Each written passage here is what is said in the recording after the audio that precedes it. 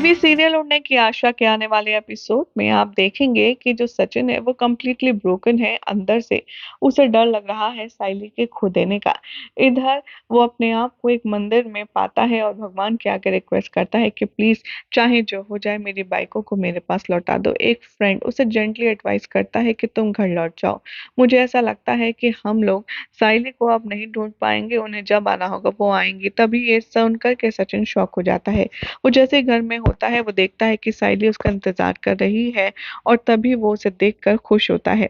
अगले ही पल वो इमोशनल हो जाता है और आउटबर्स्ट होता है। सचिन कहता है, तुम कहाँ थी? आखिर सब कितने परेशान थे तुम्हें ढूंढने के लिए। साइली कंफ्यूज है उसके रिएक्शन से।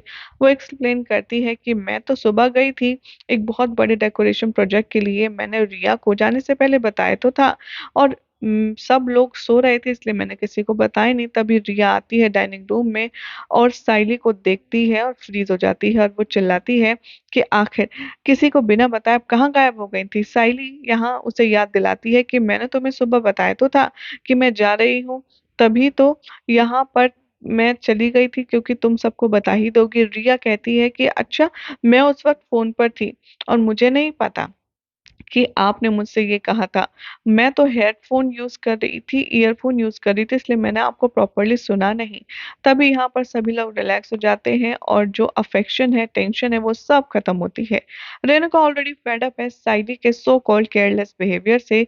वो उस पर इरिटेशन से चिल्लाती है और कहती है, आखिर अब तो तुझे चैन पड़ गया ना सचिन, आ गई तेरी बीवी। साइली मेंशन करती है कि मैंने एक दिन में 15,000 रुपए कमा लिए हैं और जेंटली वो सचिन से कहती है कि देखो काम से कितना फायदा हुआ। लेट नाइट सचिन और साइली डिनर के लिए बैठते हैं, तभी वो कहते हैं कि चलो छत पर सोने चलते हैं। सचिन साइली नोटिस करती है सचिन का लाल हाथ और उसकी सूजी हुई आंखें, जिससे वो साफ पता चलता है कि पूरे दिन रोया है।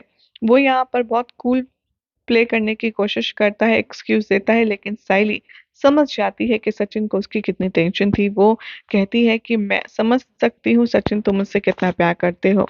या वो यहाँ पर कहती है कि अब हम एक दूसरे को कभी हर्ट नहीं करेंगे और कैजुअली हम कभी भी रेफर नहीं करेंगे। तभी सचिन कहता है कि हाँ, जो कल का इंसिडेंस हुआ उसके बाद मैं कभी भी अपनी शादी का मजाक नहीं बनाऊंगा। सचिन कहता है कि लेकिन अचानक से तू ऐसे चली गई थी ना, मैं तो बहुत घबरा गया था।